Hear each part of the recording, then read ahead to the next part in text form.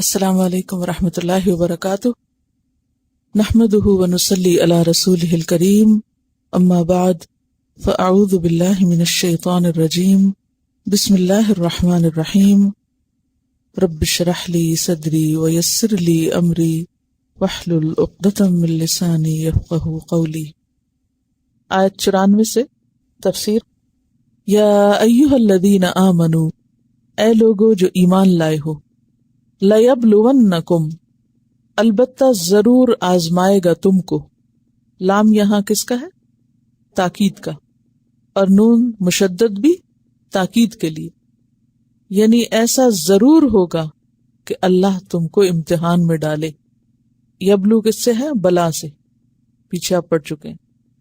بِشَيْءٍ، ساتھ کسی بھی چیز کے، کوئی بھی چیز، من الصید، شکار میں سے، یعنی شکار میں سے کسی بھی چیز کے ساتھ تمہاری آزمائش ہو سکتی ہے، اور وہ شکار کے تنالہ، پا لیتے ہیں اس کو یا پا سکتے ہیں اس کو۔ تنالو کا لفظ جو ہے نون واو لام سے ہے، نالا یا نالو سے نائل پانے والا، نائلہ نام بھی اسی سے ہوتا ہے۔ تنالہ، پا لیتے ہیں اس کو، ایدیکم، تمہارے ہاتھ، یعنی جو تمہارے ہاتھوں کی پہنچ میں ہوتا ہے شکار۔ ورماحکم، اور تمہارے نیزوں کی، رماح رمح کی جمع، جو تمہارے نیزوں یا تیروں کی پہنچ میں ہوتا ہے، اس کے ذریعے ضرور تم کو آزمائے گا۔ تو ہاتھ کی پہنچ میں کون سا شکار ہوتا ہے؟ جو چھوٹا ہوتا ہے یا زمینی ہوتا ہے، اور نیزوں کی پہنچ میں جو دور ہوتا ہے یا بڑا ہوتا ہے۔ لیعلم اللہ، تاکہ جان لے اللہ، کس بات کو؟ من یخافہ، کون ڈرتا ہے اس سے، بالغیب، غائبانہ طور پر، کون اس سے غائبانہ طور پر ڈرتا ہے۔ یعنی جب کوئی انسان نہ دیکھ رہا ہو انسان کو تو انسان کیسے بہیو کرتا ہے، اور اللہ کو بن دیکھے کتنا اس سے ڈرتا ہے۔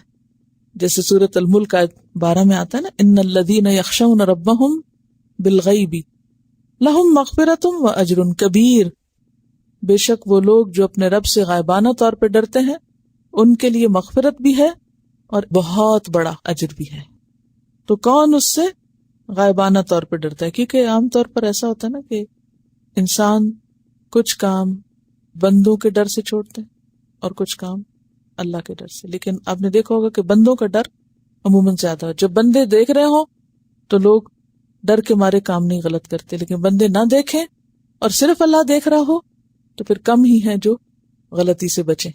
تو یہاں پر کیا فرمایا کہ اللہ یہ دیکھنا چاہتا ہے کہ اللہ کو دیکھے بغیر کون ڈرتا ہے اور غلط کام چھوڑتا ہے یا اللہ کی نافرمانی سے بچتا ہے۔ فمن اعتدی، تو جس نے زیادتی کی، بعد ذالک، اس کے بعد۔ اعتداء کیا ہوتا ہے؟ حد سے بڑھنا، لمٹ کراس کرنا۔ جو اس کے بعد حد سے بڑھے، فلہ عذاب علیم، تو اس کے لیے دردناک عذاب ہے۔ روایات میں آتا ہے کہ مسلمان جب حدیبیہ کے سفر میں جا رہے تھے اور حالت احرام میں تھے تو اس وقت کثیر تعداد میں جانور جن کو شکار کیا جا سکتا تھا وہ ان کے آس پاس تھے، اور اتنے قریب تھے کہ ہاتھ سے پکڑ لیے جائیں، اور نیزوں کی زد میں تھے، یعنی بہت دور نہیں تھے۔ اور اہل عرب شکار میں بہت دلچسپی رکھتے تھے، بہت شوقین تھے، تو اس وقت روک دیا گیا کہ نہیں، تم شکار نہیں پکڑ سکتے۔ اب آپ دیکھیے کہ کوئی بھی ایسی چیز جس کے کرنے پہ انسان قادر ہو، جو اس کے بس میں ہو، جو اس کے کنٹرول میں ہو، اس سے رکنا یہ بہت بڑی نیکی ہے۔ اور دیکھا جائے تو عام روزمرہ زندگی میں ہم سب کا یہی امتحان ہے کہ اللہ تعالیٰ نے ایک طرف ہمیں آزادی دی، غلط کام کرنے یا اچھا کام کرنے کی چھٹی ہے، جو چاہے اچھا کرے، جو چاہے نہ کرے۔ من شاء منکم فلیؤمن ومن شاء فلیکفر، اور پھر خلق الموت والحیات لیبلوکم ایکم احسن عملا، زندگی موت بنائی اس لیے کہ دیکھے، امتحان لے کہ تم میں اچھے کام کون کرتا ہے۔ تو بعض اوقات اللہ تعالیٰ انسان کو بہت سی سہولتیں، آزادی، خود مختاری وسائل، ریسورسز اس لیے دیتا ہے کہ وہ دیکھے کہ انسان اب کرتا کیا ہے، انسان کو آزمانے کے لیے۔ اب آپ دیکھیے کہ عام طور پر شکار کم نظر آتا ہے، لیکن صحابہ کرام کو اس موقع پر، اس سفر میں کثرت سے شکار ملا، لیکن ہاتھ روک دیے گئے۔ اب آپ دیکھیے کہ بنی اسرائیل کو بھی آزمایا گیا تھا سبت کے دن، تو انہوں نے کیا کیا؟ ہیلا سازی کی، جمعے کی رات جال ڈال کے اور اتوار کے دن نکال لیا اور کہا کہ ہم اللہ کا حکم مان رہے ہیں۔ لیکن صحابہ کرام انہوں نے کیا کیا؟ کوئی ایک رپورٹ بھی نہیں ملتی کہ کچھ لوگوں نے حد توڑ کے اللہ کا حکم چھوڑ کے اور شکار پکڑ لیا۔ ہم سب کو اپنا جائزہ لینے کی ضرورت ہے کہ جب ہمارے لیے کسی برائی یا کسی غلط کام کے مواقع عام ہوں، کھلے ہوں، کوئی پوچھنے والا نہ ہو، کوئی دیکھنے والا نہ ہو، کوئی کچھ کہنے والا نہ ہو، تو ہم کیا کرتے ہیں؟ مثلا آپ لوگوں کو تو یہاں جب آپ پرچہ کرتے ہیں تو بہت سے لوگ دیکھ رہے ہوتے ہیں، اکٹھے بیٹھے ہیں، ایک دوسرے کو بھی دیکھ رہے ہوتے ہیں، پھر آپ کی انویجیلیشن بھی ہو رہی ہوتی۔ لیکن جو لوگ آن لائن پڑھتے ہیں وہ تو اپنے گھر میں کرتے ہیں، کوئی نہیں دیکھتا سوائے اللہ کے، تو ان کا دوہرا امتحان ہوتا ہے۔ آپ لوگ بھی امتحان دیتے ہیں، وہ دگنا امتحان دیتے ہیں۔ ایک امتحان کس کا ہے؟ پارے کا، اور دوسرا نفس کا۔ من یخافہ بالغیب، کون ہے جب انسان نہ دیکھیں تو وہ صرف اللہ کے ڈر سے رک جائے خیانت سے۔ تو یہ امتحان ہر ایک کا ہے، ایسے تمام مواقع پر کہ جب ہمارے پاس چھٹی ہے، گنجائش ہے، رخصت ہے، اور پھر ہم صرف اللہ کے ڈر سے بچ جائیں۔ تو عموماً امتحان کہاں ہوتا ہے؟ جہاں گناہ آسان ہوتا ہے۔ کچھ لوگوں کے لیے تو گناہ مشکل ہوتا ہے نا، کیونکہ ان کو بہت سارے لوگ دیکھنے والے ہیں، وہ پبلک میں ہیں، وہ چیک کیے جا رہے ہیں، تو وہ پھر سوچ سمجھ کے قدم اٹھاتے ہیں کہ اگر ہم نے غلطی کی تو لوگ ہمیں نہیں چھوڑیں گے، لوگوں کے ڈر سے بچے ہوئے۔ حالانکہ لوگوں کے ڈر سے بچنا کوئی نیکی نہیں ہے، وہ تو لوگوں کا خوف ہے نا۔ اصل نیکی کیا ہے؟ کہ انسان اللہ سے ڈر۔ اب آپ دیکھیے اس میں ایک بہترین مثال ہے حضرت یوسف علیہ السلام کی۔ یوسف علیہ السلام مصر میں جس کے گھر رہ رہے ہیں، عزیز مصر کے گھر ہیں، اور عزیز مصر کی بیوی آپ کے پیچھے ہاتھ دھو کے پڑ جاتی، اور اتنی پیچھے پڑتی کہ قرآن بیان کرتا ہے قد شغفہا حبا، کہ اس کے دل کی گہرائیوں میں یوسف علیہ السلام کی محبت گھر کر گئی تھی، اور اسی وجہ سے اس نے یوسف علیہ السلام کو برائی کی دعوت دی۔ اور پھر غلقت الابواب، ایک دروازہ نہیں کئی دروازے بند کیے، گھر کا، باہر کا دروازہ، اندر کا دروازہ، اس سے آگے تفسیروں میں آتا ہے کہ شاید 7 دروازے تھے، اتنا اندر جہاں کوئی نہیں دیکھتا تھا۔ اور پھر آپ خود سوچیں کہ عزیز مصر کی بیوی کو عام عورت تو نہیں تھی، ظاہر ہے کہ اس کا ایک سٹیٹس تھا معاشرے میں، اور بھی دنیاوی رونق تھی، سب کچھ تھا، اور پھر اوپر سے وہ یوسف علیہ السلام کو دھمکی بھی دے رہی ہے کہ اگر تم نے میری بات نہ مانی تو میں تمہیں جیل میں بند کرا دوں۔ ایک طرف اپنی محبت کے دعوے کر کے پھسلا رہی ہے، اور دوسری طرف دھمکی دے رہی ہے۔ اس سے سخت امتحان کیا ہو سکتا ہے کہ دنیا سامنے کھلی پڑی ہو اور پھر وہ کہیں کہ یا رب تو مجھے بچا لے۔ یہ ہے اصل بچنا۔ اور اس وقت وہ کیا کہتے ہیں کہ اگر تو نے مجھے نہ بچایا تو میں اس مشکل میں پڑ جاؤں گا، اور ساتھ ہی پھر کہتے ہیں کہ رب السجن احب الی مما یدوننی الیہ، یا رب قید خانہ میرے لیے زیادہ بہتر ہے بنسبت اس کے کہ جس کی طرح مجھے یہ لوگ بلا رہے ہیں۔ انہوں نے قید خانے کو کیوں ترجیح دی؟ کیونکہ وہ بیماری ایک سے آگے بڑھ گئی تھی، وہ صرف ایک عورت تک نہیں رہی تھی بلکہ جتنی اس نے بلائی مزید وہ بھی سب اسی مشکل کا شکار ہو گئی۔ تو اس پر انہوں نے کیا کہا کہ یا رب میں ان عورتوں کے فتنے سے بچنا چاہتا ہوں، چاہے تو مجھے جیل بھیج، میں جیل جانا زیادہ گوارا کروں۔ کیوں؟ کیونکہ ایک دنیا کی جیل ہے اور ایک آخرت کی جیل ہے۔ جو آخرت کی جیل سے ڈرتا ہو وہ دنیا کی جیل کو پریفر کر لیتا ہے، لیکن برائی کی طرف جانے اور بے حیائی کی طرف جانے کو کبھی بھی گوارا نہیں کرتا۔ اب آپ خود سوچئے کہ یہ ہے تقویٰ، کہ جب کوئی نہ دیکھتا اور پورے چانسز ہوں اور کھلی دعوت ہو برائی کی، ہر سہولت اور آسانی ہو، اس وقت انسان کہے کہ میں اللہ سے ڈرتا ہوں۔ ایسے لوگ عرش الہی کے سائے تلے ہوں گے، جن میں سے ایک وہ شخص کہ جس کو کسی اعلی خاندان کی خاتون نے برائی کی دعوت دی اور اس شخص نے یہ کہہ کے انکار کر دیا کہ میں اللہ سے ڈرتا ہوں. تو یہ سارے مواقع، یعنی یہ تو صرف ایک ایگزامپل میں نے آپ کو دی نا یوسف علیہ السلام کی، لیکن ہر انسان کی زندگی میں ایسے مواقع آ سکتے ہیں، چاہے وہ عزت کے معاملے میں، چاہے مال کے، چاہے کسی کی غیبت یا کسی کے خلاف سازش. ایسے مواقع آ سکتے ہیں کہ جب انسان دنیا کے حقیر فائدے کے لیے اپنا ایمان کھو بیٹھتا ہے اور اس امتحان میں فیل ہو جاتا ہے. دیکھیے کہ بہت سے لوگ یہ کہتے ہیں نا، اس ملک میں رہ کے ایمان بچانا بڑا مشکل ہے، اس ملک میں یہ ہوتا ہے اور اس ملک میں وہ ہوتا ہے. بات یہ نہیں ہے، بات آپ کے اپنے اندر ہے. آپ اس ملک میں ہو یا اس ملک میں، جس نے بچنا ہے وہ بچ جائے گا، وہ ہر جگہ اپنے آپ کو بچائے گا، کیونکہ اس کی نیت اور اس کا ارادہ اور اس کی کوشش ہے بچنے کی. اور جس نے نہیں بچنا وہ خود تلاش کر لے گا برائی کو یا برائی کرنے کی جگہوں کو. تو یہاں پر کیا فرمایا کہ اے لوگو جو ایمان لائے، اللہ ضرور تم کو آزمائے گا کسی بھی چیز کے ساتھ. اور کسی بھی چیز سے مراد یہ ہے کہ اصل مقصود یہاں شکار سے روکنا نہیں ہے، اصل مقصود امتحان ہے. اصل مقصود امتحان ہے. اور بعض اوقات آپ دیکھیے کہ امتحان صرف یہ نہیں ہوتا کہ انسان سے کوئی نعمت لے لی جائے. مثلا رزق کا تنگ ہونا انسان کے لیے ایک امتحان ہے، لیکن رزق کا زیادہ ہونا، مال کا زیادہ ہونا، کیا یہ امتحان نہیں؟ یہ بھی ایک بہت بڑا امتحان ہے. کہانی سنی آپ نے وہ جوئے کی، کہ وہ ایک شخص جو اتنی پریسٹیجیس لائف گزار رہا تھا، صرف ایک دم مال کی کثرت ہونے پر ہر طرح کی رسوائی اور ہر طرح کی پریشانی مول لی، گھر کے اندر بھی اور باہر بھی اور ہر طرف. تو کسی وقت انسان کو جب کچھ ملتا ہے، یعنی اس کا ہاتھ کھل جاتا ہے، اس کے لیے آسانی ہو جاتی کچھ بھی، تو اس وقت انسان کو سوچنا چاہیے کہ کہیں اس میں میری آزمائش تو نہیں ہو رہی، اب میرے امتحان کا وقت ہے کہ میں پورا کس طرح اترتا ہوں. تو لِيَعْلَمَ اللَّهُ مَن يَخَافُهُ بِالْغَيْبِ، اللہ دیکھتا رہتا ہے کہ اچھا مجھ سے کون ڈرتا ہے، غائبانہ طور پہ کون ڈرتا ہے. غائبانہ طور پر دو معنی، بندوں سے ہٹ کر، یعنی جب بندے نہ ہو تو بندہ غیب میں ہے نا ایک طرح سے، اور ایک اللہ سے، کیونکہ اللہ کو دیکھا نہیں. فَمَنِ اعْتَدَىٰ بَعْدَ ذَلِكَ، جو حدیں توڑے گا اس کے بعد، کس کے بعد؟ حکم آنے کے بعد، فَلَهُ عَذَابٌ أَلِيمٌ، اس کے لیے عذاب دردناک ہے. اور اس میں دنیا اور آخرت، علیم نکرہ ہے نا، عام ہے، دنیا کا بھی ہو سکتا ہے اور آخرت کا بھی. تو خلاصہ کیا ہے اس آیت کا؟ کہ انسان کو ہر معاملے میں محتاط رہنے کی ضرورت ہے، ہر معاملے میں، کیونکہ زندگی کے جتنے بھی معاملات ہیں ان سب میں امتحان ہے انسان.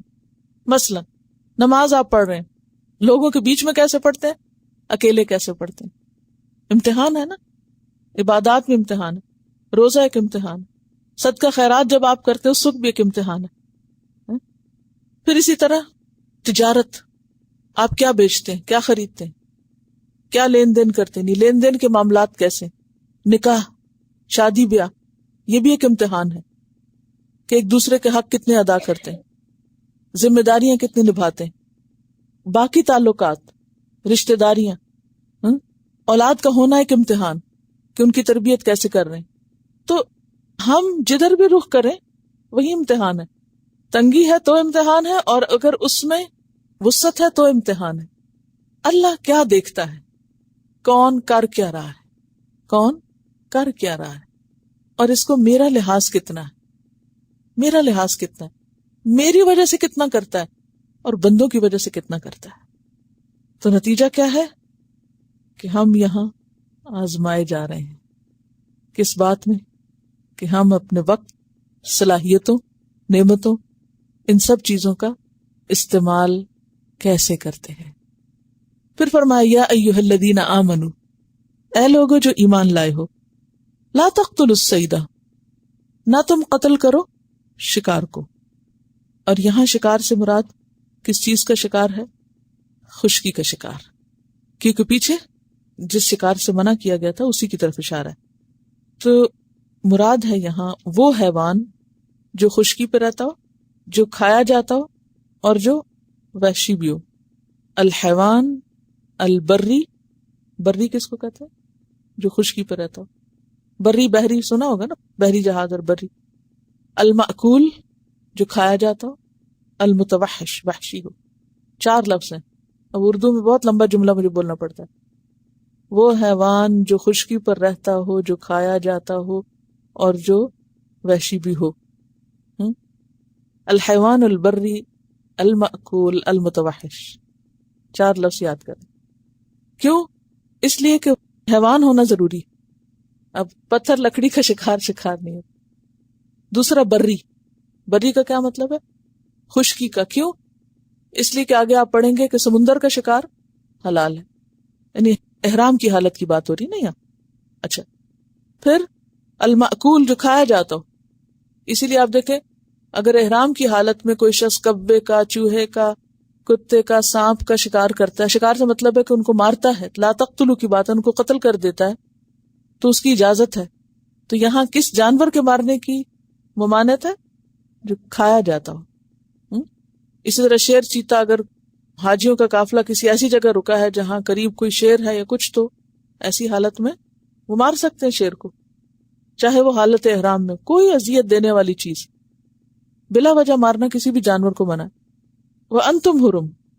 اور متوحش یعنی بھیڑ بکری کی طرف اشارہ نہیں، کیونکہ حالت احرام میں بھیڑ بکری ذبح کر سکتے کہ نہیں؟ مرغی نہیں ذبح کر سکتے، تو حاجی کیا کھائیں گے؟ یہاں متوحش کی بات ہو رہی ہے، وحشی جانور کی بات ہو رہی ہے، جیسے نیل گائے وغیرہ یا ہرن یا مرغابی، جن چیزوں کا شکار کیا جاتا ہے. ٹھیک ہے، جو عام روز مرہ کی چیزیں ہیں، جیسے سفر میں اگر حاجی 7 بکریاں لے جا رہے ہیں اور وہ اس لیے لے جا رہے ہیں کہ وہ راستے میں کھائیں، وہ حرم کی نیت سے نہیں، تو وہ ذبح کر سکتے ہیں، وہ اس کو مار سکتے ہیں. ٹھیک ہے، تو لا تقتلوا الصید، نہ تم قتل کرو شکار کو، یعنی ایسے صید سے مراد یہاں جانور. وانتم حرم، حالانکہ تم احرام کی حالت میں ہو. حرم کے 2 معنی، حالت احرام یعنی وہ لباس پہنا ہوا اور نیت کی ہوئی ہے. ٹھیک ہے، اور دوسرا حرم مکی میں یا حدود حرم کے اندر. حرم سے مراد حدود حرم کے اندر، اور دوسرے حالت احرام میں. اچھا، بعض اوقات ایسا ہوتا ہے کہ آپ حالت احرام میں ہیں لیکن ابھی حدود کے اندر داخل نہیں ہوئے، آپ نے نیت کر لی. بعض اوقات جہاز میں آپ جاتے ہیں عمرہ کرنے تو کیا کرتے ہیں؟ احتیاطاً پہلے سے، حالانکہ جب حدود آئے تو پھر ہی کرتے ہیں نا. لیکن اسی طرح یہ ہے کہ مینا میں آپ تحلل اول جب کر لیتے ہیں، تحلل ثانی نہیں ہو، تب بھی حالت احرام ہے. تو کیا ہو، حالت احرام میں تم شکار نہ کرو، سمپلی یہ مانا. ومن قتلہ منکم، اور جس نے اس کو قتل کر دیا تم میں سے. تم کون؟ یا ایھا الذین آمنوا، اہل ایمان میں سے جو احرام کی حالت میں ہیں، حاجی یا عمرے کے کرنے والے. متعمدن، جان بوجھ کر. جان بوجھ کر کا کیا مطلب ہے؟ یعنی اپنی انٹینشن کے ساتھ. ایک ہوتا نا بھول جانا کہ اوہ میں تو احرام میں تھا، مجھے تو یاد ہی نہیں رہا. یا یہ ہے کہ انسان کسی اور چیز کی طرف کچھ پھینک رہا تھا، وہ لگ گیا کسی شکار کو، وہ تو خطا ہے نا. تو خطا کی بات تو اور ہے، لیکن جان بوجھ کر نیت اور ارادے سے اس نے شکار کیا. فجزاء، تو بدلہ ہے. مثل، مانند، ما قتل، جو اس نے قتل کیا. من النعم، مویشی جانوروں میں سے. یعنی پھر اس کو کفارہ دینا ہوگا. کس طرح؟ اسی کے بدلے کا مویشی جانور صدقہ کر کے. مویشی جانور کون کون سے؟ نعم کون کون سے؟ اونٹ، گائے، بکری، بھیڑ. یعنی اگر کسی نے ایسا جانور ذبح کیا جو اونٹ برابر ہے قیمت میں یا سائز میں، تو اس کو اونٹ ذبح کرنا ہوگا، اونٹ دینا ہوگا صدقے میں. اور اگر کسی نے اس سے کم تر کیا ہے تو کم. یعنی جس درجے کا شکار ہے اسی درجے کا کفارہ ہے، برابر کا. یحکم بہ، جس کا فیصلہ کریں گے. ہی کی ضمیر کدھر جا رہی ہے؟ کفارے کی طرف، فدیے کی طرف. زوا عدل، زوا جو ہے نا یہ تثنیہ کا صیغہ ہے. زوا 2، عدل عدل والے، 2 عدل والے. اس سے مراد وہ لوگ ہیں جو دین پر عمل کرنے والے ہوں. زوا عدل سے مراد یہاں دیندار لوگ. ان کی شرط کیا ہے؟ نمبر 1 فرائض ادا کرنے والے ہوں. زوا عدل میں نمبر 1 فرائض ادا کرنے والے، جیسے نماز روزے کے پابند ہوں. نمبر 2 کبیرہ گناہوں سے بچنے والے ہوں. نمبر 3 صغیرہ پہ اصرار کرنے والے نہ ہوں. اور نمبر 4 بندوں کے ساتھ اچھے اخلاق سے معاملہ کرنے والے ہوں، بندوں کے حقوق بھی دینے والے ہوں. عدل کیا ہوتا ہے؟ ہر ایک کو اس کا حق دینا. تو زوا عدل کیا ہوا؟ سب کے حق ادا کرنے والے، سب کا خیال رکھنے والے، انصاف پسند لوگ، اپنی ذات میں بھی عدل و انصاف اور دوسروں کے ساتھ بھی. تو ایسے 2 عدل والے یعنی اچھے سمجھدار معتبر لوگ فیصلہ کریں گے کہ اس کا فدیہ کیا ہو. منکم تم میں سے، یعنی مومنوں میں سے. منکم کی شرط لگا دی گئی یا منکم کی قید ہے، مراد ہے مومن. ہدین، ہدی کیا ہوتا ہے؟ قربانی. کون سی؟ جو حرم بھیجی جائے، چاہے وہ باہر سے حرم ٹرانسپورٹ کی جائے یا پھر حرم کے اندر ہی خریدی جائے. بالغ الکعبہ، کعبہ پہنچنے والی، یعنی کعبہ پہنچائی جانے والی. تو اس سے کیا پتہ چلتا ہے کہ ہدی وہ جانور ہوتا ہے جو کہاں ذبح ہوتا ہے؟ حرم کی حدود میں، حرم کے اندر، یعنی مکہ لے جایا جائے گا اور وہاں کے فقراء کو وہ کھانا کھلایا جائے گا. او یا، اب یہ یہاں یا کس کے لیے آئے؟ یعنی آپشن دی جا رہی، دوسری آپشن، چوائس. یا یعنی یا یہ کر لو، یا کفارتن، کفارہ ہے. کفارہ کس سے ہے؟ کفر سے. کفر کس کو کہتے ہیں؟ ستر، چھپانا. کفارہ کیا چھپاتا ہے؟ گناہ چھپاتا ہے. گناہ انسان کے اندر گلٹ پیدا کرتا ہے. جس چیز کی گلٹ دل میں آ جائے وہ کہاں نظر آنے لگتی ہے؟ چہرے پر، اس کی آنکھوں میں، اس کے چہرے پہ گلٹ نمایاں ہونے لگتی. تو اس گلٹ سے نکلنے کا طریقہ کیا ہے کہ انسان کیا کرے؟ صدقہ کرے. کتنا کرے؟ جتنا جرم کیا اس کے برابر کرے. جب وہ یہ کر چکتا ہے تو کیا ہوتا ہے؟ انسان ریلیوڈ ہو جاتا ہے، اس کے اندر ایک ریلیف آ جاتا ہے اور پھر وہ پرسکون ہو جاتا ہے. یہ کفارے کی حکمت ہے، وزڈم ہے، اس کے پیچھے معنی نہیں ہے سارا. تو یہاں پر کیا کہا؟ کفارتن، طعام، کھانا، مساکینہ، مسکینوں کا. مسکینوں کو کھانا کھلایا جائے. کتنے مسکین؟ یہاں تو کوئی نہیں بیان کیا گیا کتنے مسکین، یعنی اس قربانی سے جتنے لوگوں کو کھلایا جا سکے، اس جانور سے جس کا فدیہ دینا ہے، جتنے لوگوں کا پیٹ بھرے اتنے لوگوں کو پھر کوئی اور کھانا کھلا دیا جائے. نہیں سمجھ آئی؟ طعام مساکینہ، مساکین کا کھانا یعنی شکار کی قیمت کے برابر کھانا کھلایا جائے. صرف پیسہ دینا نہیں، راشن یا کھانا. او عدل ذالک، یا اس کے برابر. اس کس کے؟ کھانے کے برابر.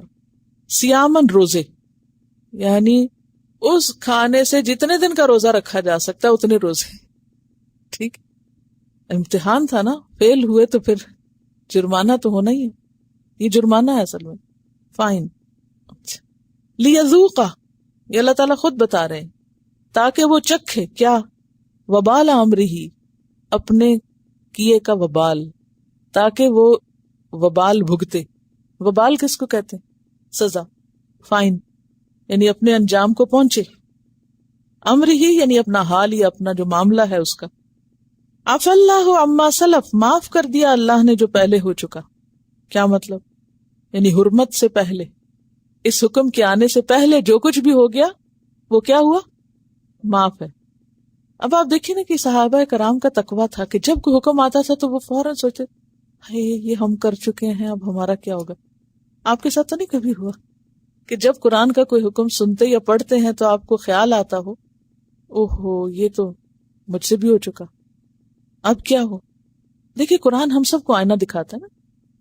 ضروری نہیں کہ نعوذ باللہ جو بات آ رہی ہے وہ سب ہم مجرم ہیں اور وہ غلطیاں کریں، لیکن کوئی آیت کسی سے متعلق ہو سکتی، کوئی کسی سے متعلق، اور اس کو کبھی بھی آپ پرسنلی نہ لیا کریں. بعض باتیں ایسی ہوتی ہیں نا کہ جو اللہ تعالیٰ کسی کے منہ سے اس طرح نکلوا دیتا ہے کہ وہ ساری ہم پہ پٹا رہی ہوتی ہے، حالانکہ اس بندے کو خبر بھی نہیں ہوتی کہ معاملہ کیا ہے. تو ایسی صورت میں ہونا کیا چاہیے کہ انسان آئینہ دیکھتا چلا جائے. جب کوئی حکم اترتا تھا تو صحابہ کرام ایک دم فکر کرتے تھے یہ تو ہم کر چکے، اب ہمارا کیا ہوگا. اب پچھلی غلطیوں کا کیا ہوگا؟ جو پہلے ہو چکا، آئندہ نہ کرنا، پچھلا معاف ہو جائے گا. پچھلے پہ توبہ کر لو، کفارہ دے دو، فدیہ دے دو، بس. عفا اللہ عما سلف. اور یہ جو عفو ہے نا، یہ بہت پیاری بات ہے. عفو کیا ہوتا ہے؟ معاف کرنا. کیا؟ ہاں ذرا سوچے. گناہ پہ نہ پکڑنا، یہ معاف کرنا ہوتا ہے. ٹھیک ہے؟ وہ جیسے آتا نا، ربنا لا تؤاخذنا ان نسینا او اخطانا. ٹھیک ہے؟ تو عدم مواخذہ جو ہے یہ کیا ہے؟ عفو، معاف کرنا. تو جو پہلے ہو چکا سو ہو چکا. ومن عاد، اور جو اعادہ کرے گا. عادہ کا کیا مطلب ہے؟ لوٹے گا.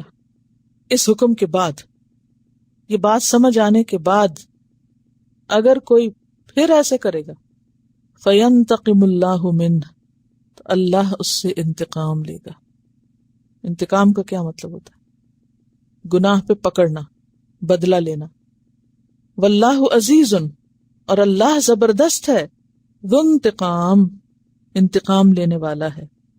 سوال یہ پیدا ہوتا ہے کہ اتنا سخت حکم کیوں ہے؟ یعنی جو شکار پکڑے گا حالت احرام میں، اللہ اس کو پکڑے گا. حالانکہ اگر دیکھا جائے تو شکار ہی ہے نا، لیکن وہ جانور جو اللہ نے حلال کیا ہے، جیسے روزے میں حلال چیز نہیں کھا سکتے، اسی طرح احرام کی حالت میں شکار نہیں پکڑ سکتے، خواہ وہ حلال ہے، اس کا پکڑنا یہ جائز ہے.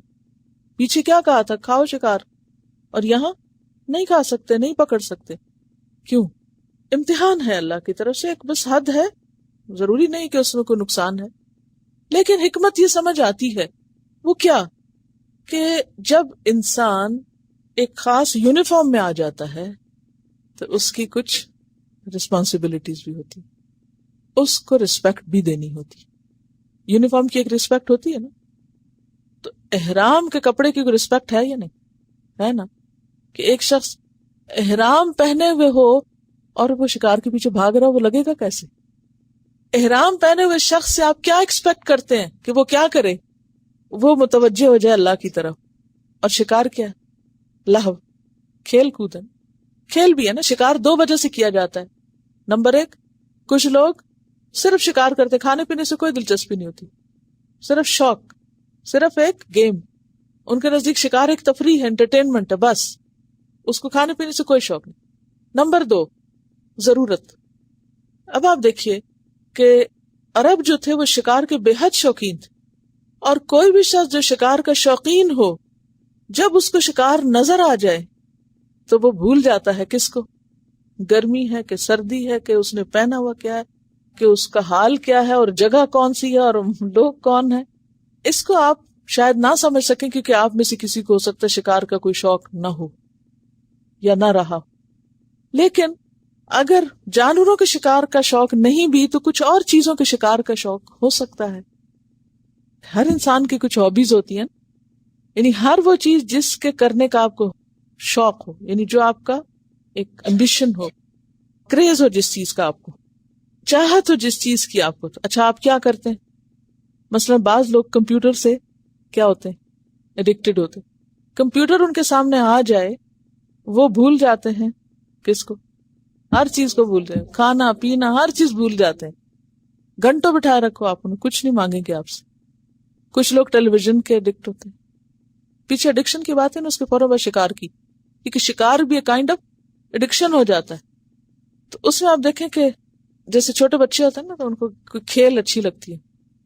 اب تو وہ ڈیجیٹل گیمز ہیں، اور وہ نہیں پرواہ کرتے بڑے ہیں یا چھوٹے ہیں، مسجد ہے کہ گھر ہے کہ گاڑی ہے کہ کہاں اور کہاں نہیں. جہاں ان کو دیکھو وہ ٹک ٹک کر رہے ہوں گے، ہر جگہ جیب سے موبائل نکالا اور کھیلنے بیٹھ گئے. کچھ لوگوں کو فون کی عادت ہوتی ہے، وہ جہاں فون دیکھ لیں، چاہے اپنا گھر ہو یا کسی کا، ان کا نشہ ہی نہیں پورا تھا جب تک فون نہ کر لیں. یہ نہیں کہ مختلف.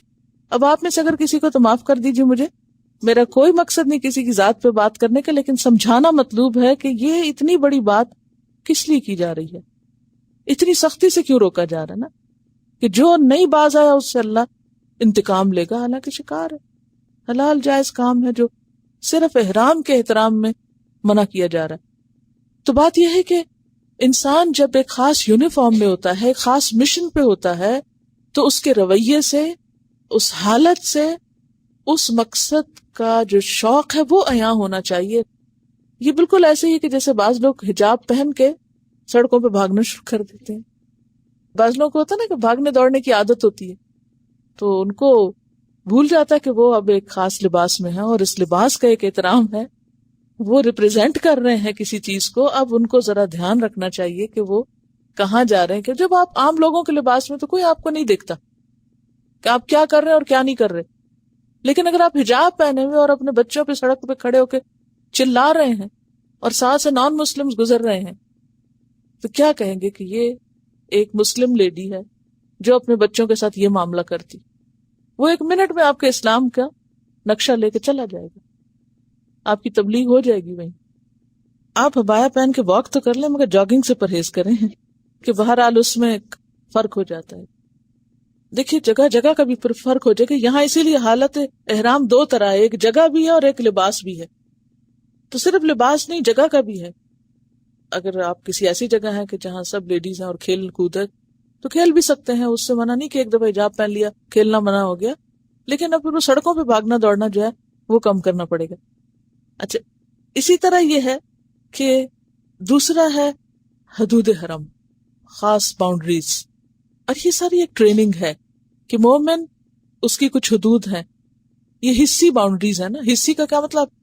وہ لائن لگا دی گئی، نظر آ رہی ہیں آپ کو، لباس نظر آ رہا ہے، لیکن کچھ باؤنڈریز حصی نہیں، مانوی ہیں. کچھ لمیٹیشنز ہیں آپ کی، تو ان لمیٹیشنز میں آنے کے بعد آپ کو کیا کرنا ہے؟ احترام کرنا ہے ان کا، کہ یہ اللہ کی حدود ہے، ان کے قریب نہیں جانا، ان کو توڑنا نہیں. پیچھے جو گزرا ہے فمن اعتدی، یہ حدیں توڑنے کی بات ہے. تو پھر یہاں بھی جو حدیں توڑے گا اللہ اس سے انتقام لے گا، اللہ اس کو پکڑے گا. یعنی سیلف کنٹرول کی ٹریننگ ہے کہ چیز سامنے رکھی ہے، لیکن آپ کو اپنے نفس پر اتنا کنٹرول ہے کہ کوئی آپ کو کتنا بھی لالچ دے آپ اس کے قریب جانے والے نہیں، کیونکہ آپ کو پتا ہے آپ کے رب کو پسند نہیں. تو جب ایک بات فیصلہ ہوگی تو پھر اس سے کیا فرق پڑتا ہے؟ کیونکہ مومن کی زندگی باصول زندگی ہوتی ہے، ایک ڈسپلن کی زندگی ہوتی، اور کچھ حدود پر رکنے کی زندگی ہے. نماز ڈسپلن سکھاتی ہے، حرم کا سفر ڈسپلن سکھاتا ہے، لباس آپ کو ڈسپلن سکھاتا ہے. تو یہ اسلامک ویلیوز ہیں. ان ویلیوز کو آنر دینا جو ہے وہ بہت ضروری ہے، یہ مسلمان کی پہچان ہے. پھر فرمایا احل لکم، حلال کیا گیا تمہارے لیے، صید البحر، سمندر کا شکار. سمندر کا شکار حلال ہے. اور سمندر کا شکار کون سا ہے؟ اس سے مراد وہ جانور ہیں جن کا مولد اور مسکن پانی ہو. سمندر سے مراد ضروری نہیں کہ صرف سمندر ہی ہو، بلکہ دریا بھی ہو سکتا ہے، جھیل بھی ہو سکتی ہے، ٹھیک، نہر بھی ہو سکتی، پونڈز بھی ہو سکتے ہیں. تمہارے لیے سمندر کا شکار حلال ہے، یعنی وہ جانور جن کا مولد و مسکن پانی ہو. رہے وہ جانور جو کبھی خشکی پہ ہو کبھی پانی پہ ہو، جیسے مرغابی، تو اس کو نہیں آپ شکار کر سکتے. تو احل لکم، تمہارے لیے حلال کیا گیا، یعنی وہ لوگ جو کسی شہر میں رہتے ہوں اور پھر وہاں پر ایسی سہولت موجود ہو اور وہ حالت احرام میں ہو، کر سکتے ہیں. وطعامہ، اور اس کا کھانا. اچھا، ایک ہے صید اور ایک ہے کھانا. صید کیا ہے؟ جو سمندر کے اندر ہو، جو زندہ پکڑا جائے. جیسے مچھلی آپ کیسے پکڑتے ہیں؟ زندہ پکڑتے ہیں نا، تیر مار کے پہلے اس کو کچھ کرتے تھے نہیں، زندہ پکڑتے تھے. یہ صید ہے، صید البحر ہے. اور طعام کیا ہے؟ جو مردہ پکڑے. کیسے؟ جیسے سمندر کے کنارے آپ نے دیکھا ہوگا بعض اوقات زور کی لہر آتی ہے تو بڑی بڑی مچھلیاں خشکی پہ آ جاتی ہیں. اچھا، لہر تو تیزی سے واپس چلی جاتی ہے، مچھلیاں بعض اوقات اتنی تیزی سے واپس نہیں جا سکتی. اب کیا ہوتا ہے؟ وہ وہیں اٹک جاتی ہیں، وہیں مر جاتی ہیں. اب کوئی اور آیا تو وہ کیا کرتا ہے؟ آپ کو معلوم ہے کہ جب سونامی آیا تھا تو اس وقت پہلے مرحلے میں کیا ہوا تھا کہ سمندر نے جگہ چھوڑ دی تھی اور پانی ایک دم گہرائی میں جانے لگا تھا اور کناروں پہ بہت سی مچھلیاں رہ گئی تھی. اور ایک جگہ میں نے پڑھا تھا کہ بہت سے لوگ ان مچھلیوں کو پکڑنے کے لیے دوڑے اور دوسرا حلہ آیا تو وہ بھی بہہ گئے اور مچھلیاں بھی بہہ گئی. تو بعض اوقات ایسا ہوتا ہے کہ مچھلیاں جو ہیں وہ رہ جاتی ہیں کنارے پر جیسے حضرت ابو عبیدہ رضی اللہ تعالیٰ عنہ کی سرکردگی میں ایک 300 صحابہ پر مشتمل لشکر جو تھا وہ ایک مہم پہ بھیجا گیا، اور ان کے پاس بہت تھوڑا زیادہ رہا تھا، تو ان کو ایک کھجور روز ملتی تھی، پھر وہ بھی ختم ہو گئی، بالکل خالی ہو گئے۔ تو راستے میں ایک جگہ پر اللہ تعالیٰ نے ان کے لیے کیا خوراک کا انتظام کیا کہ ایک مچھلی تھی، بہت بڑی مچھلی تھی، جس کو 18 دن ان لوگوں نے کھایا، اور بعد میں جب کھڑا کیا گیا اس کی پسلیوں کو تو اس کے نیچے سے اونٹ بھی گزر گیا، یعنی اتنی بڑی اور یہ مچھلی وہ انہوں نے خود تھوڑی پکڑی تھی، یہ کیا تھا، کنارے پہ پڑی ملی تھی۔ تو وہ شکار جو زندہ نہ پکڑا جائے بلکہ کنارے پہ رہ جائے یا پھر دریا خود باہر پھینک دے، وہ کھانا حلال ہے۔ بنیادی طور پر سمندر کا جو مردار ہے وہ بھی حلال ہوتا ہے، یہ مراد ہے۔ متاعا لکم، تمہارے فائدے کے لیے، تم کون؟ جو کسی شہر میں رہ رہے ہو، وللسیارہ، اور مسافروں کے لیے بھی، سب کے لیے جائز ہے۔ سیارہ سیر سے، چلنے پھرنے والے۔ وحرم علیکم، اور حرام کر دیا گیا تم پر، صید البر، خشکی کا شکار، ما دمتم حرما، جب تک تم حالت احرام میں ہو، جب تک حالت احرام میں ہو، یعنی تحلل ثانی تک، یعنی سارے مناسک پورے کرنے تک۔ واتقوا اللہ، اور اللہ سے ڈرو، الذی، وہ ذات، الیہ تحشرون، جس کی طرف تم اکٹھے کیے جاؤ گے۔ تو اس سے کیا پتہ چلتا ہے کہ ہم کس کی طرف سب جمع ہوں گے؟ اللہ کی طرف، کسی اور کی طرف نہیں۔ جیسے قرآن پاک میں آتا نا، ان الینا ایابہم ثم ان علینا حسابہم، ہمارے طرف ہے ان کا لوٹنا اور ہمارے ذمہ ہے ان کا حساب لینا، یعنی آخرت کے عذاب سے ڈرو، یہ مراد ہے۔ کیونکہ کب حشر ہوگا؟ قیامت کے دن۔ پھر فرمایا جعل اللہ الکعبۃ، بنا دیا اللہ نے کعبہ کو۔ کعبہ کیا ہے؟ اللہ کا گھر، بیت اللہ شریف، ٹھیک ہے۔ کعبہ کا لفظ کس سے نکلا ہے؟ کعب سے، اور کعب کس کو کہتے ہیں؟ ابری ہوئی چیز کو۔ تو وہ مربع گھر، کمرہ، جس کے ساتھ حتیم کی باؤنڈری بھی ہے۔ تو اللہ نے کعبہ کو بنا دیا، البیت الحرام، حرمت والا گھر۔ یہاں کعبہ کی تعظیم بیان کی جا رہی ہے۔ اب آپ دیکھیے کہ کمرے تو دنیا میں بہت سے ہیں، گھر بھی بہت سے ہیں کہ نہیں، لیکن ایک گھر کو اللہ نے عزت والا بنا دیا۔ تو اللہ جو چاہے کرے، جس جگہ کو چاہے عزت دے دے، اور جس انسان کو چاہے دے دے۔ وَتُعِزُّ مَن تَشَاءُ وَتُذِلُّ مَن تَشَاءُ، اور کیا کرے؟ وَتُؤْتِي الْمُلْكَ مَن تَشَاءُ وَتَنزِعُ الْمُلْكَ مِمَّن تَشَاءُ۔ اچھا، پھر اسی طرح انبیاء میں سے بعض کو اس نے بعض میں فضیلت دی، تِلْكَ الرُّسُلُ فَضَّلْنَا بَعْضَهُمْ عَلَى بَعْضٍ، اور پھر ایک اور جگہ آتا وَلَقَدْ فَضَّلْنَا بَعْضَ النَّبِيِّينَ عَلَى بَعْضٍ۔ یہ آپ کو پتہ ہے میں یہ بات کیوں کہہ رہی ہوں بطور خاص؟ ریسنٹلی مجھے کسی نے لکھا کہ آخر لوگ حضور صلی اللہ علیہ وسلم کو اتنی زیادہ کیوں عزت دیتے؟ سارے رسول اللہ کے بھیجے ہوئے تھے، یہ ایک مسلمان نے کہا۔ تو اس سے مجھے یہ خیال ہوا کہ یہ باتیں بھی بتانا اور ان کی تاکید بھی کتنی ضروری ہے، یہ سمجھانا بھی، کیونکہ کیسے کیسے وسوسے دلوں میں اٹھتے ہیں۔ یہ شیطان ہی ہے نا جو دلوں میں وسوسے ڈالتا ہے۔ تو دیکھیے یہ جو فرق ہے یہ ہر چیز میں ہے، یہ پوری فطرت میں ہے۔ یہ فرق انسانوں کے درمیان فرق ہے یا نہیں؟ مال کے اعتبار سے فرق ہے، رنگ اور شکل کے اعتبار سے فرق ہے، علم کے اعتبار سے فرق ہے، عقل اور ذہانت کے لحاظ سے فرق ہے نا؟ تو یہ کس نے رکھا فرق؟ اللہ نے رکھا ہے۔ پھر اسی طرح پودوں میں آپ دیکھیں، فروٹس میں آپ دیکھیں، کہنے کو انگور انگور ہے لیکن فرق ہے نا؟ یہ نہیں ہوتا۔ کوالٹی میں فرق ہے نا؟ پھر مختلف سٹورز میں مختلف کوالٹی کا ملتا ہے، اس میں بھی فرق ہے نا؟ سائز میں فرق ہے، رنگ میں فرق ہے، ذائقے میں فرق ہے، اور کس چیز میں فرق ہوتا ہے؟ ہر چیز میں فرق ہے، ہر چیز میں۔ اسی طرح انبیاء میں بھی اللہ نے فرق رکھا ہے، یہ ہم نے نہیں رکھا۔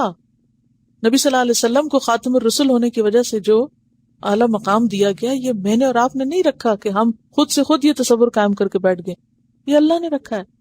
اب یہ ایک کمرہ ہے، یہ ایک گھر ہے، اینٹ پتھر کا بنا ہوا، اس کو اللہ نے کیا کیا ہے؟ فضیلت دی ہے، احترام بخشا ہے۔ یعنی کہنے کو لاجک تو بڑی زبردست بنتی ہے کہ سارے اللہ کے رسول ہیں، اب ایک کو آپ لوگ کیوں اتنا زیادہ امپورٹنس دیتے ہیں اور یہ تو ایسے ہی جیسے آپ کے سارے بچے ہوں تو آپ ایک کو زیادہ امپورٹنس دے، تو یہ تو پھر زیادتی کی بات ہے.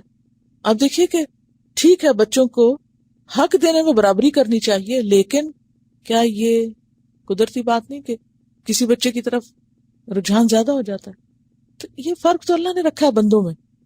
تو یہاں پر کیا ہے کہ اللہ نے اس کعبہ کو محترم گھر بنا دیا اور قیام للناس، لوگوں کے لیے قیام کا ذریعہ بنایا.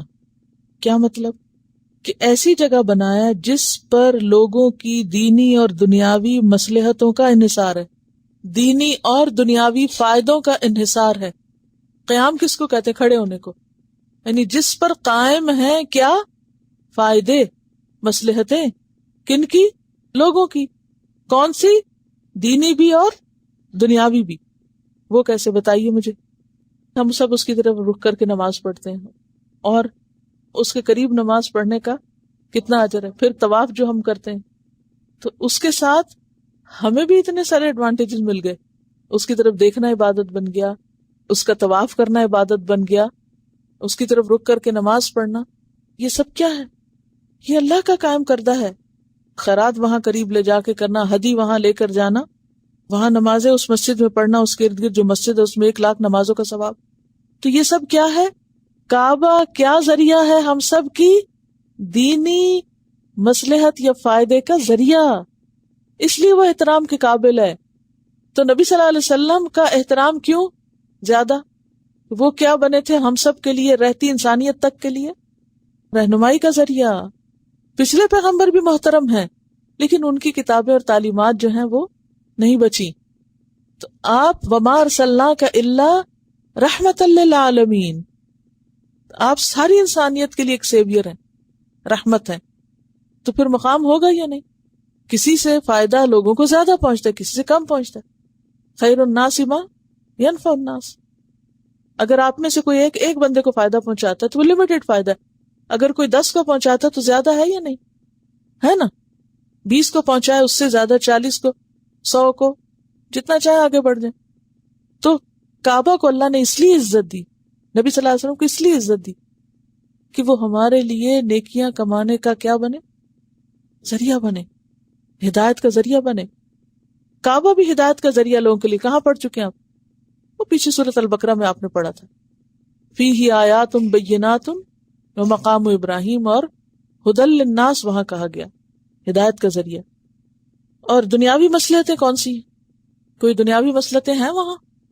اتحاد ہے، مختلف کلچرز کو آپ ایک جگہ دیکھتے ہیں، طرح طرح کے کھانے، رنگ، کپڑے، نسلیں، کتنا تجربہ اور مشاہدہ ہوتا ہے. دنیا کی کسی جگہ پر یہ نہیں ہو سکتا جتنا آپ کو چند دنوں میں وہاں ہو جاتا ہے. سب کا اکٹھا ہونا، اتنی لرننگ ہے اس میں. لیشہدوا منافع لہم، تاکہ وہ وہاں پائے جانے والے فائدوں کا مشاہدہ کریں جا کے. اللہ نے جو سورۃ الحج میں بتایا. اور پھر یہ کہ خود وہاں کے رہنے والوں کے لیے اتنا زبردست بزنس کا ذریعہ ہے. لإیلاف قریش ایلافہم رحلۃ الشتاء والصیف فلیعبدوا رب ھذا البیت. اس گھر کی وجہ سے اللہ نے تم کو عزت دی ہے اور تمہاری دنیا کو بھی. ورنہ وہ ایسی وادی جہاں نہ کچھ اگے اور نہ کوئی کام کیا جائے، موسم بھی اتنا نہیں فیوریبل، وہاں دنیا کی ہر نعمت پہنچ جائے. اور یہ آج نہیں، آج تو ترقی یافتہ دور میں بہت سے ملکوں میں ٹرانسپورٹیشن کی کثرت کی وجہ سے بہت کچھ پہنچ گیا ہے، لیکن یہ تو ہزاروں سال سے یہ ہو رہا ہے کہ اس زمین کے حصے میں جو اتنا بے آب و گیا ہو کہ نہ پانی نہ چارہ نہ کچھ، وہاں ہر نعمت پہنچی ہوئی ہو. یہ کس کی وجہ سے ہوتی تھی؟ حاجی. ہر ملک کے حاجی اپنے اپنے ملک کی پروڈکٹ لے کے وہاں پہنچ جاتے. کتنا انٹریکشن ہوتا ہوگا، کتنا بزنس اور کتنی وسعت ذہنوں میں، اور کتنے آئیڈیاز ایک دوسرے سے لیتے ہوں گے. پھر اور کس کو بنایا؟ والشہر الحرام، اور شہر الحرام کو بھی قیام للناس بنایا. شہر الحرام کون سے ہیں؟ کتنے؟ 4. کس لیے ان کو حرمت والا کہا جاتا ہے؟ یہ چونکہ پڑھ چکے ہیں پیچھے، بتائیے. جنگ کرنا منع ہے، امن رہے، امن کی وجہ سے. اب چونکہ امن ہوتا ہے تو جب جس ملک میں، جس علاقے میں امن ہوتا ہے وہاں ہر چیز ترقی کرتی ہے یا نہیں؟ پروگرس ہوتی ہے یا نہیں؟ آج دنیا بھر میں جو ایک مسئلہ بنا ہوا ہے امن کا، اس بے امنی نے کیا کیا ہے؟ ہر شخص کو متاثر کیا یا نہیں؟ دنیا میں جو ایک عام فساد کی کیفیت ہے یا بے امنی کی کیفیت ہے، اس کی وجہ سے بزنس بھی ڈاؤن ہوا ہے، اس کی وجہ سے تعلیم بھی متاثر ہوئی ہے. کسی شہر میں اگر فساد ہو، کسی گھر میں فساد ہو، کسی ملک میں فساد ہو، تو وہاں ترقی کی راہیں مسدود ہو جاتی. آپ دیکھیے کہ جس گھر میں بچے ماں باپ کے باہم سلوک اتفاق سے پلتے ہیں، پرامن گھر کا ماحول ہوتا ہے، میاں بیوی آپس میں لڑتے نہیں ہیں، ایک دوسرے کی عزت احترام کرتے ہیں، وہاں بچے اور طرح پلتے ہیں نا.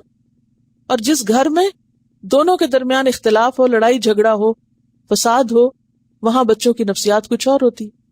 تو امن جو ہے، چاہے وہ کسی گھر کے اندر ہو، چاہے وہ کسی شہر کے اندر ہو. اب دیکھیں خدا نخواستہ اگر شہر کسی میں فساد ہو تو کیا ہوتا ہے؟ سب لوگ گھروں میں بیٹھے رہیں گے، دکان کاروبار بند، ہر دوسرے دن چھٹی ہے، کام ہی نہیں ہوتا.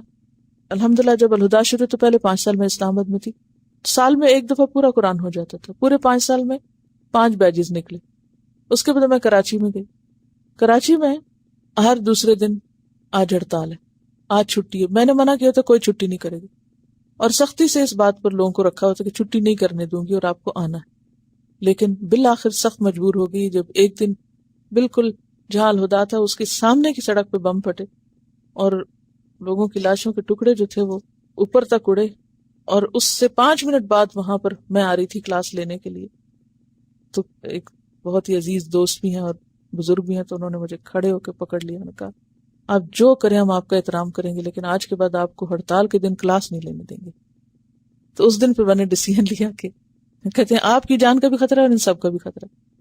تو بات یہ ہے کہ جب امن نہیں تھا تو اتنی چھٹیاں، گھر گئے آرام سے بیٹھے بیٹھا پتا چلا جی وہ آج فلانی جگہ قتل ہو گیا، اب رستے بند ہیں، اسٹوڈنٹس نہیں پہنچ سکتے تھے. ایک ہنگامہ، ہر دوسرے دن ہنگامہ، ہر دوسرے. تو وہ کام جو ایک سال میں ہوتا تھا وہ ایکسٹینڈ ہوتے ہوتے کتنے عرصے تک پھیل گیا. تو یہ ایک قدرتی بات اور تجربے اور مشاہدے کی بات ہے کہ جس جگہ امن ہوگا وہاں بہتر کام ہوگا، اور جہاں فساد ہوگا، بے امنی ہوگی، وہاں دنیاوی ترقی بھی رکے گی. تو عربوں کے ہاں سخت بد امنی تھی، لڑائی مار کٹائی، جھگڑے فساد، جنگیں، لیکن 4 مہینے انہوں نے دور جاہلیت میں بھی کیا کر رکھے تھے؟ امن کے رکھے ہوئے تھے. اور اس میں قافلے نکلتے، تجارت کرتے، لین دین ہوتا، اور وہ کمائی کے مہینے ہوتے تھے. تو یہ دنیاوی فائدہ تھا. اور دینی فائدہ کیا تھا؟ جنگ بھی منع تھی ان 4 مہینوں میں. تو کیا کہا گیا کہ یہ شہر الحرم اور بیت الحرام اور شہر الحرام جو ہے یہ لوگوں کے زندگی کے قیام اور امن اور ترقی کا ذریعہ ہے. والہدیہ، اور ہدی یعنی قربانی کے جانور بھی تمہارے گزران کے لیے اللہ تعالیٰ نے خاص مصلحت کے تحت احرام کی پابندیوں میں کسی بھی خلاف ورزی پر جو کفارہ ہے، جس کو دم کہتے ہیں، وہ سب کہاں کرنا ہوتا ہے؟ حرم کے اندر. اب آپ دیکھیں کہ جب ہر قربانی آپ کو وہیں کرنی ہے، حج سے متعلق قربانی بھی کرنی ہے اور دم بھی وہیں دینے ہیں، کتنا گوشت ہوگا پھر وہاں؟ تو گوشت جو ہے ایک بیسک فوڈ ہے، اور اس فوڈ کی وجہ سے ایک لائف ہے، اور یہ دنیاوی مصلحت ہے. اور اس کے علاوہ کھال بال، کتنا بزنس، لانے والے، بیچنے والے، خریدنے والے، یعنی ایک نہیں کئی لوگ اس بزنس میں انوالو ہوتے ہیں. یہ سب کیا ہے؟ دنیاوی قیام کا ذریعہ. اور دینی فائدہ کیا ہے اس میں؟ قربانی کا دینی فائدہ بتائیے. قربانی قرب کا ذریعہ، پڑھ نہیں چکے پیچھے؟ قربانی کس کا ذریعہ ہے؟ اللہ کے قرب کا ذریعہ. قربانی کا فائدہ کیا ہے؟ ایک ایک بال کے عوض کیا گرتا ہے؟ گناہ. اور قربانی کے جانور انسان کے لیے پل صراط سے گزرنے کا ذریعہ ہوں گے. بہرحال بل قلائد، اور قلائد قلادہ سے ہے. قلادہ کس کو کہتے ہیں؟ گلے کا ہار. اب ہمارے ہاں تو حاجی خود ہی گلے کے ہار پہنتے ہیں یا لوگ پہناتے ہیں آکے، لیکن اس زمانے میں جانوروں کو پہناتے تھے جس پہ سواری کر کے وہ حج کے لیے جاتے تھے. تو یہ ہار جو پہنتے ہیں یہ بھی، اس کا بھی ایک بزنس پھر ہو جاتا، یعنی وہ بھی ایک بزنس بن گیا. اور اس کے علاوہ وہ سمبل بھی ہے امن کا اور ایک خوشی کا، کہ جب وہ مخصوص علامتوں کے ساتھ قافلے سفر کرتے تھے تو اس سے کیا ہوتا تھا؟ پتہ چلتا تھا کہ ہاں لوگ آ رہے ہیں. اب آپ دیکھیے کہ مکہ میں یا مکہ کے راستوں میں جن جن لوگوں کے بزنس ہوتے ہوں گے وہ کتنے خوش ہوتے ہیں کہ اتنے گاہک آ رہے ہیں. تو یہ دنیاوی فائدے ہیں یا نہیں؟ ذالک، یہ سب یعنی یہ حکمتیں کیا ہیں؟ لتعلموا، تاکہ تم جان لو، ان اللہ، کہ بے شک اللہ تعالیٰ یعلم ما فی السماوات و ما فی الارض، جانتا ہے جو آسمانوں اور زمین میں ہے. تاکہ تم جان لو کہ اللہ سب جانتا ہے. یہ کیسے؟ تاکہ تم جان لو کہ اللہ سب جانتا ہے. کیا مطلب اس بات کا؟ ذرا اس جملے پہ غور کیجئے. تم جان لو کہ اللہ سب جانتا ہے. ان سب چیزوں کے فائدے اللہ کو معلوم ہے اور اللہ تمہیں بھی بتا رہا ہے. اور اللہ تعالی ہر چیز کے پیچھے حکمت جانتا ہے اور اسی پر مبنی اس کے احکامات ہیں. یعنی ان چیزوں کا احترام ان کے ذاتی تقدس کی وجہ سے نہیں بلکہ امتحان کے لیے. کعبہ کو اگر اللہ تعالیٰ نے حرمت والا بنایا تو اس لیے نہیں کہ وہ جو پتھر اس میں لگا ہوا ہے وہ زیادہ پاک ہے بنسبت اس پتھر کے جو آپ کے گھر پہ لگا ہوا ہے. کس وجہ سے ہے؟ اللہ کے حکم کو ہم مانتے ہیں یا نہیں. اسی طرح حرام مہینے تو وقت تو وہی ہے جیسے اور وقت ہوتا ہے. اسی طرح قربانی کے جانور اس لیے تھوڑی کہ وہ کوئی خاص پاک نسل ہوتی ہے اور باقی جانور جو ہیں وہ نہیں ویسے، یا وہ جو کلادے ہیں. ان چیزوں کا تقدس کس لیے ہے؟ امتحان کے لیے کہ آپ احترام کتنا کرتے ہو. وَأَنَّ اللَّهَ بِكُلِّ شَيْءٍ عَلِيمٌ، اور بے شک یا یقیناً اللہ ہر چیز کو خوب جاننے والا ہے. یعنی حلال اور حرام کا علم اللہ کے پاس ہے، لہٰذا اس نے جو تمہیں حکم دیا اس کو مانو. اعلموا، جان لو. یہ کون سا صیغہ ہے؟ امر کا. حکم دیا جا رہا ہے. جان لو، کیا جان لو؟ ان اللہ، بے شک اللہ تعالی، کیا؟ شدید العقاب، سخت سزا دینے والا ہے. یہ ہر ایک کو پتا ہونا چاہیے. کیا پتا ہونا چاہیے؟ کہ اللہ سخت سزا دینے والا. یہ سب کو پتا ہونا چاہیے. لیکن زیادہ تر لوگ کیا جانتے ہیں؟ اور بے شک اللہ تعالی غفور الرحیم ہے، یہ سب کو پتا ہے. لیکن اللہ تعالیٰ نے یہ نہیں کہا جان لو اللہ غفور الرحیم، یہ کہا جان لو اللہ سخت سزا دینے والا. یہ پتا ہونا چاہیے. لیکن کس کے لیے ہے سخت سزا دینے والا؟ جو اس کے حکم کی مخالفت کرے. عقاب کس کو کہتے ہیں؟ وہ سزا جو برے عمل کے پیچھے آئے، گناہ کا مواخذہ جو ہے، پکڑ جو ہے. وَأَنَّ اللَّهَ غَفُورٌ الرحیم، اور بے شک اللہ تعالی غفور الرحیم ہے. غفور بخشنے والا کس کو؟ گناہوں کو. اور رحیم اپنے بندوں پر. وہ جیسے ایک آیت میں آتا ہے نبئ عبادی انی انا الغفور الرحیم وان عذابی هو العذاب العلیم. میرے بندوں کو بتا دو کہ میں غفور الرحیم ہوں اور میرا عذاب بھی سخت عذاب ہے، دردناک عذاب ہے. ما علی الرسول، نہیں ہے رسول کے ذمہ. کون سے رسول کے؟ محمد صلی اللہ علیہ وسلم کے. الا البلاغ، مگر پہنچانا. کیا؟ پیغام. شابش. کون سا؟ جو بھی آپ تک پہنچا. پیچھے گزر چکا نا، یا ایھا الرسول بلغ ما انزل الیک من ربک فإن لم تفعل فما بلغت رسالتہ. تو رسالت کا حق کس طرح ادا ہوگا؟ سارا پیغام دینے میں، جو بھی پہنچا. واللہ یعلم، اور اللہ جانتا ہے، ما تبدون، جو تم ظاہر کرتے ہو، وما تکتمون، اور جو تم چھپاتے ہو، سب اللہ کو پتا ہے. وَلَقَدْ خَلَقْنَا الْإِنسَانَ وَنَعْلَمُ مَا تُوَسْوِسُ بِهِ نَفْسُهُ، ہم نے انسان کو پیدا کیا اور ہم جانتے ہیں جو بھی اس کے دل میں وسوسے آتے ہیں. یعنی اللہ صرف ہمارے ظاہر کو نہیں بلکہ ما تبدون وما تکتمون، جو تم چھپاتے ہو. تو خلاصہ کیا ہے آیت کا؟ رسول تو آیا ہی اللہ کا پیغام پہنچانے کے لیے. اب اگر تم نے نہیں بات مانی تو اس نے تو اپنا کام کر لیا، وہ تمہارے اعمال کا ذمہ دار نہیں. مخالفت کی پکڑ تمہیں پہ پڑے گی. اگلی آیت بہت ہی خوبصورت ہے.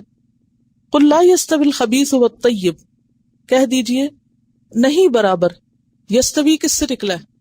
سوا. سوا کس کو کہتے ہیں؟ برابر، ایک جیسا ہونا. نہیں برابر کیا؟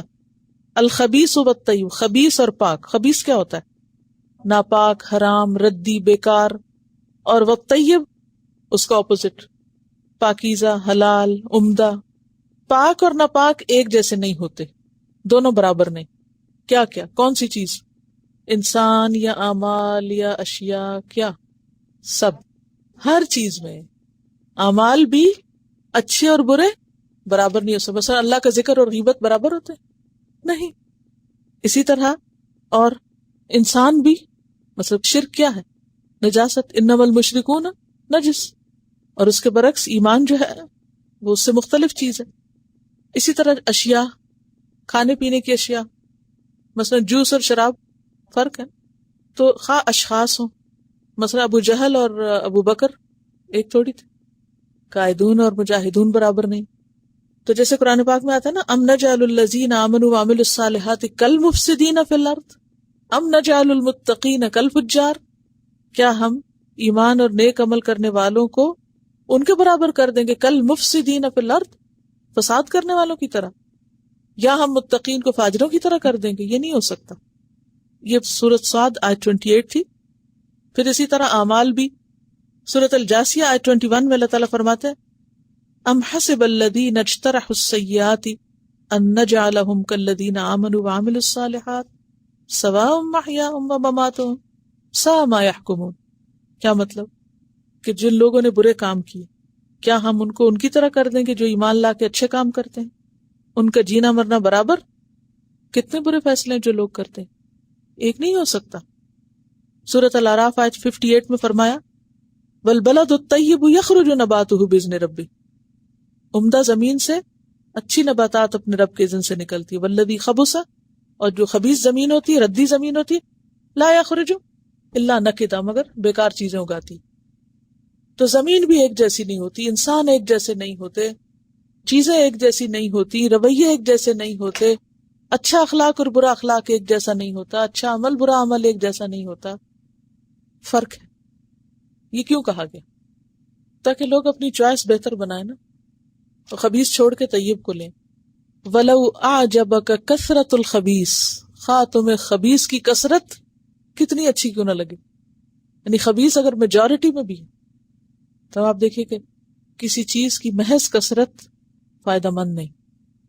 اور آجبا کا، اس کا کس کی طرف جا رہا ہے، کس کو پسند آئے، کس کو خطاب ہے؟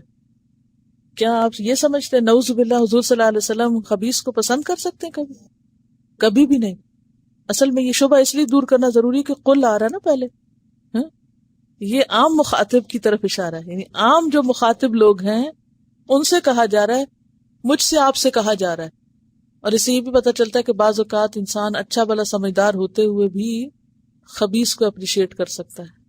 یعنی یہ بھی انسانی ویکنیسز میں، انسانی کمزوریوں میں سے ہے کہ خبیث کی کثرت، خبیث کی میجورٹی، اور کثرت کس کس اعتبار سے ہوتی ہے؟ بعض اوقات قوت کے اعتبار سے، بعض اوقات عدد کے اعتبار سے، عدد، کوانٹٹی اور کوالٹی.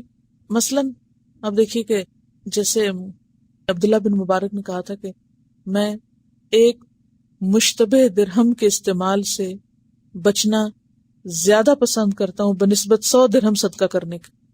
یعنی 100 درہم صدقہ کرنا شاید اتنا ثواب نہ دے جتنا 1 درہم مشتبہ مال سے بچنا.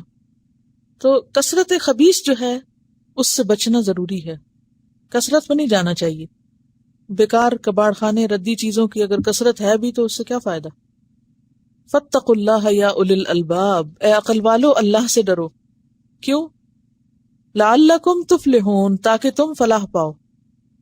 اب آپ دیکھیے کہ بہت سے لوگ دنیا میں عقل مند ہوتے ہیں لیکن وہ کیا کرتے ہیں، پھر بھی نہیں سمجھتے. تو یہاں عقل سے مراد کون سی عقل ہے؟ رشد مراد ہے، جو حق کو باطل میں فرق کر سکے. عام عقل مراد نہیں ہے. مثلا آپ دیکھیے کل آپ نے جو ایک کہانی سنی، اس میں ایک شخص ہے جو ہائیلی ایجوکیٹڈ ہے، اچھا بزنس کرتا ہے، دنیاوی اعتبار سے اسٹیٹس رکھتا ہے، بہت عقل مند ہے نا، لیکن جوئے میں جو رقم ملی وہ کیا تھی؟ خبیث تھی نا. تو اس کو اپریشیٹ کیا نا، تبھی لیا. اچھا اب وہ اس نے تو لیا یا نہیں، لیکن بہت سے سننے والے جو ہیں کہ اچھا اتنی بڑی لاٹری اس کی نکلی جو دنیا میں کسی کی نہیں نکلی. اب یہ جو اپریشیٹ کرنا، یہ جو للچانا ہے کہ اچھا ایک ٹکٹ خرید کے اتنا کچھ مل، یہ ہے خبیث کی کثرت کو پسند کرنا. سمجھ گئے؟ حرام منافع ہو یا حرام آمدنی ہو، خواہ وہ کتنی بھی زیادہ ہو، اس پر خوش ہونا، اس کو اپریشیٹ کرنا، یہ عقل مندوں کا کام نہیں. کیوں چھوڑتا ہے عقل مند؟ خبیث کو کیوں چھوڑتا ہے خواہ وہ کتنا ہی زیادہ ہو؟ اللہ نے حرام کرا دی. یعنی دیکھنے میں وہ چیز کتنی بھی خوبصورت نظر آ رہی ہو، بہت سی چیزیں ایسی ہو سکتی ہیں جو خبیث ہوں مانوی طور پر لیکن دیکھنے میں انتہائی خوبصورت. تو ہم کیا سوچتے ہیں؟ ہم کہتے ہیں انسان کو بڑے دل والا ہونا چاہیے، اپریشیٹ کرنا چاہیے. تو غلط چیزوں کو اپریشیٹ نہیں کیا جا سکتا، خبیث کو اپریشیٹ نہیں کرنا چاہیے. اسی لیے آپ دیکھیے آگے دھمکی دیجیے، فاتقوا اللہ، اللہ سے ڈرو، مت اس کو اپریشیٹ کرو. یا اولی الالباب، اے عقل والو، عقل مند لوگو جو نقصان دہ چیزوں سے بچنا جانتے ہو. لعلکم تفلحون، تاکہ تم فلاح پا جاؤ. اور فلاح مطلوب کو پانا اور مکروہ سے بچنا. ہاں یعنی کیا زبردست بات ہے یہ بہت زبردست تزکیہ کرنے والی آیت ہے. اور یہ ایک ایسا رخ دکھا رہی ہے آیت کہ جو عام طور پر ہم سوچتے بھی نہیں.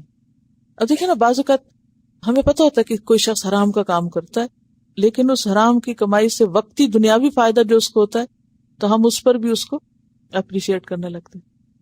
اسی طرح دنیاوی اعتبار سے کوئی بھی چیز جو بڑی پھل پھول رہی ہو لیکن اللہ کی نظر میں ناپسندیدہ ہو، اس کو دیکھ کے للچانا یا اس کو دیکھ کے خوش ہونا یا اس کو دیکھ کے اپریشیٹ کرنا یا اس پہ تعریف کرنا، اس کی اجازت نہیں ہے، کیونکہ خبیث اور پاک برابر ہی نہیں ہے. تو کامیابی کے لیے ضروری ہے کہ انسان عقل سے کام لے. اور عقل مند کون ہے؟ جس میں تقوی ہو. اور تقوی کیا تقاضا کرتا ہے؟ کہ خبیث کو اپریشیٹ نہ کرو. اب یہاں آپ سب کو ایک چھوٹا سا انالیسس کرنا ہوگا. کیا وہ کون کون سی چیزیں ہیں جن کو ہم اپریشیٹ کرتے ہیں حالانکہ وہ خبیث کے ضمن میں آتی ہیں؟ میں نے آپ کو پہلے بتا دیا، خبیث انسانوں میں سے، خبیث چیزوں میں سے، کھانوں میں سے، گفتگو میں سے. اب آپ دیکھیں نا کہ بعض اوقات جھوٹے مذاق، بعض اوقات غیبت، ان سب چیزوں کو ہم کیا کر رہے ہوتے؟ ڈائریکٹلی یا انڈائریکٹلی اپریشیٹ کر رہے ہوتے ہیں. کریں مس یونیورس بیٹھ کے دیکھ رہے ہوتے ہیں اور اپریشیٹ کر. تو اینالائز کرنا ہے کہ وہ کون سی چیزیں ہیں جو خبیث کے زمرے میں آتی ہیں لیکن ہم ان سے اٹریکٹ ہوتے ہیں اور ان کا اپریشیٹ کرتے ہیں یا دل للچاتا ہے. اور بعض اوقات افسوس بھی ہوتا ہے، ہم سوچتے ہیں کہ ہائے ہم نہیں کرتے اور ہم نہیں کر سکتے. تو آج ابا کا نہیں ہونا چاہیے. مومن بس اس چیز کو پسند کرتا ہے جس کو اس کا رب پسند کرتا ہے. جو چیز رب کی پسندیدہ نہیں، جس چیز پر رب کا غضب بھڑک رہا ہو، وہ ہمیں بھی نہیں پسند کرنا چاہیے. ٹھیک ہے نا؟ وآخر دعوانا ان الحمد للہ رب العالمین. سبحانک اللہم وبحمدک، نشہد ان لا الہ الا انت، نستغفرک ونتوب الیک. السلام علیکم ورحمۃ اللہ وبرکاتہ.